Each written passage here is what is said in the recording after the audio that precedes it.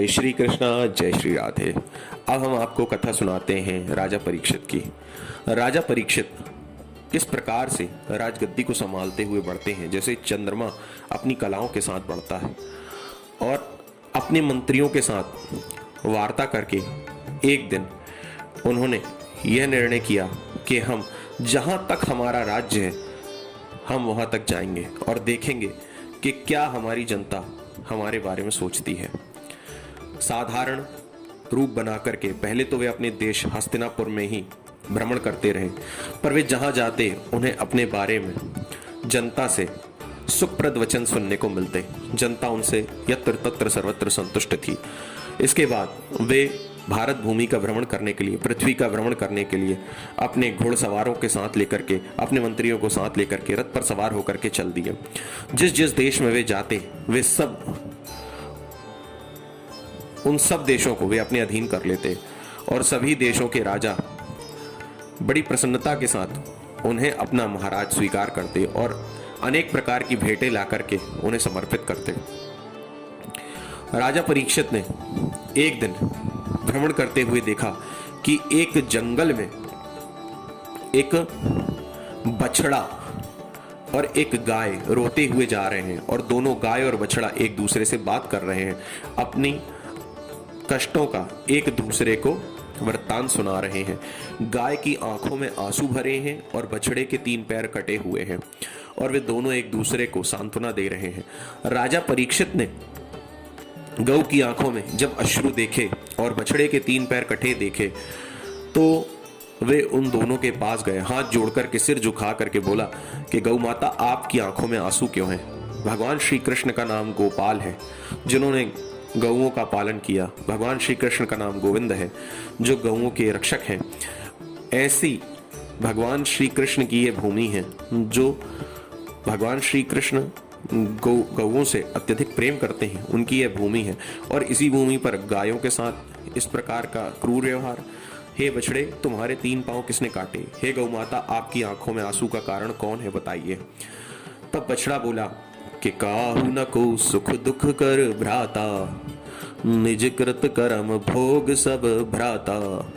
कोई किसी के दुख और सुख का कारण नहीं है। अगर हम किसी को अपने दुख का कारण और सुख का कारण पढ़ते हैं, मानते हैं, इसका मतलब है कि हम द्वंद्व में पड़े हुए हैं। हम अपने ही कर्मों का फल भोग रहे हैं और इन फल को हमें अपने प्रारब्ध वशात भोगना पड़ रहा है। जो व्यक्ति जैसा कर्म करता है उसको वैसा ही फल मिलता है। कोई किसी के सुख और दुख का कारण नहीं होता है।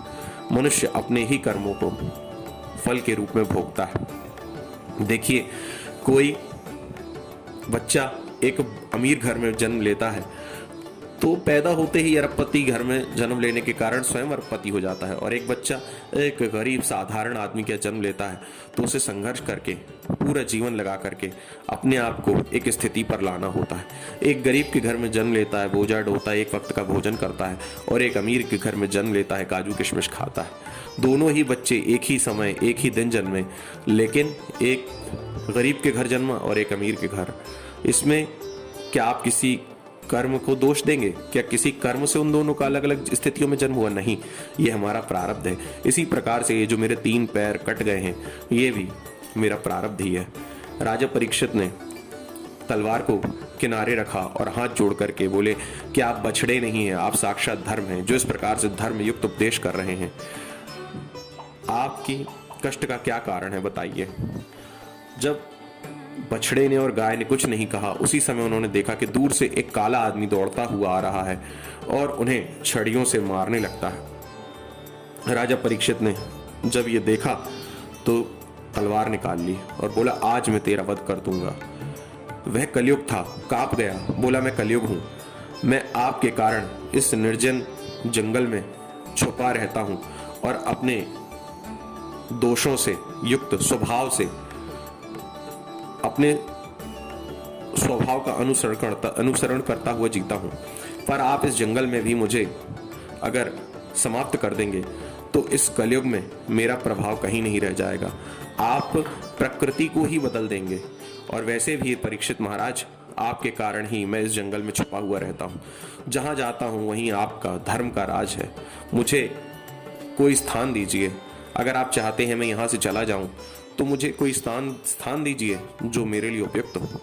तब राजा परीक्षित कहते हैं, द्यूतम पानम स्त्रिया सूनम, जहां जुआ खेला जाता हो, जहां शराब पी जाती हो, जहां कपटी लोग रहते हो, जो व्यभिचारिणी स्त्रियों का संग करता हो, ऐसे लोग जहां हो उनके ऊपर तुम हावी हो सकते हो। कलयुग ने कहा, महाराज मुझे एक स्थान और दीजिए। तब राजा परीक्षित ने पूछा कि कलयुग तुम्हारे अंदर गुण कितने हैं? कलयुग कहता है, महाराज मेरे अंदर गुण तो कोई नहीं है, दोष ही दोष हैं। हाँ, एक गुण है कि मेरा जब काल शुरू होगा उस समय जो जीव अपनी जीवा पे श्री हरि का नाम लेगा, श्री कृष्ण का नाम लेगा, वह मुक्त हो जाएगा।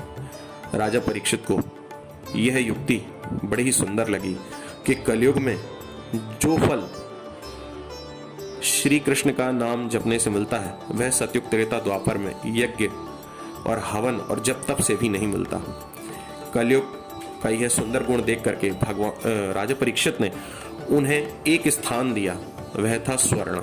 अब देखिए, धातु नामस्मि कांचन, भगवान श्री कृष्ण कहते हैं कि स्वर्ण में मेरा वास है, स्वर्ण मेरा ही रूप है। और यहाँ परीक्षित कह रहे हैं कि कलयुग तुम जाओ स्वर्ण में निवास करो। तो भैया, जो पाप की कमाई का सोना होता है वह जब हम अपने शरीर पर डालते हैं उस समय से हमारा कुयोग शुरू हो जाता है, और जो ईमानदारी से कमाया हुआ सोना होता है वो जब हम पहनते हैं तो हम भगवत स्वरूप हो जाते हैं। इस पर लोगों ने प्रश्न किया है कि ईमानदारी से तो लोग रोटी ही खा लें तो बड़ी बात है, ईमानदारी से कौन सोना पहनेगा?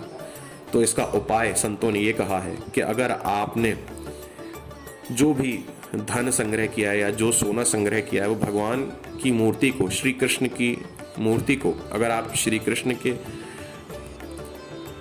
पहनाते हैं और फिर उसे धारण करते हैं तो आपको उसका दोष नहीं लगेगा। तो भैया, अगर आपके घर में कोई सोना हो तो उस सोने को आपके भगवान में श्री नारायण की, श्री कृष्ण की, श्री राम की जो मूर्ति हो उसे एक बार पहना करके फिर धारण कीजिए तो उसके सारे दोष समाप्त हो जाते हैं। अब राजा परीक्षित ने कलयुग को स्वर्ण में वास दे दिया। जो गलत तरीके से कमाया हुआ स्वर्ण है उसमें कलयुग को जैसे ही वास दिया तो कलयुग राजा परीक्षित के सिर पे सवार हो गया। अब राजा परीक्षित के सिर पे कलयुग कैसे सवार हो गया? उनके जो मुकुट पे था उसमें जा विराजा। तो राजा परीक्षित तो पाप का धन कमाते नहीं हैं, उनके पूर्वजों ने भी पाप का धन कमाया नहीं है, तो फिर आप कैसे कह सकते हैं कि उस मुकुट पे बेईमानी का सोना था? तो देखिए, ये जरासंध का मुकुट था। जब भीम ने जरासंध को हराया था तो उसका मुकुट लेकर के वह आ गया था और अपने स्वर्ण कोश में हस्तिनापुर में रख दिया था। आज बहुत वर्षों के बाद वही जरासंध का मुकुट जो भीम ने जीता था वही परीक्षित ने अपने सिर पर उस मुकुट को सजा लिया। कलयुग को जैसे ही परीक्षित ने आशीर्वाद दिया कि जाओ बेईमानी से कमाए हुए स्वर्ण में तुम्हारा वास होगा, तो जरासंध के उस मुकुट पर कलयुग जा विराजा और वह मुकुट परीक्षित के सिर पे था। तो इसका प्रभाव परीक्षित पर हुआ।